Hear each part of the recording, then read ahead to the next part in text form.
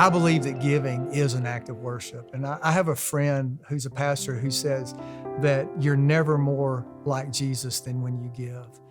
And I know that's true in my life because anytime we're involved in something like right now with Apison, my family has made a commitment to give toward that endeavor. And just to be able to see the results of the building going up from the ground up, knowing that we've had a little part of that, and knowing that in just a short time, there's going to be a new body of believers out there in Apison that are spreading the gospel to another part of our city. When I think of worshiping through giving, mainly I'm seeing it through giving of time. We have so many different groups here that need volunteers, and that takes time. But they're all so worthy of that time because you get to see the transformation in people's lives that attend those different groups. So whether it's through women's summer nights or men's wild game dinner or Kids Quest, we are constantly seeing the fruit of the labor through people coming to Christ and getting to learn more about him and have a closer relationship. I have a great story about how God taught me about giving and worship. Drake and I were in Alexander's terrible, horrible, no good, very bad quarantine, and we were sick, and it was like the second day that we were quarantined, and our fridge broke, and all of our food went bad, and it was horrible. Like, it was really, really bad. But our family and our small group stepped in to meet the need, and they were door dashing us, and they were bringing us food, and making sure we had what we needed, and all those kinds of things. And I was so overwhelmed by their hospitality, by their generosity, and by the way that they took care of us. And so the lesson that I learned from that was my awareness of a need is my invitation to meet that need.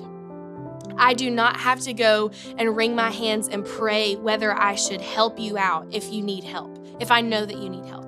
And so I learned that lesson, and almost immediately after we got out of quarantine, I got an email from a missionary that I was connected to in the past from a trip that I had gone on, and they asked to connect on Skype or something like that.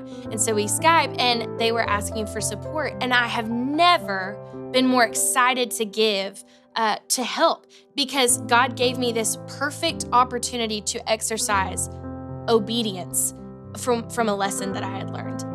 You know, one of the things that really speaks to me a lot is being able to serve and give to other people. And I went on a mission trip one time, and on that mission trip, the guy that was leading the trip, he says, you know, we're here for these people. We're here to be a blessing to them. We're here to do the things that they need us to do.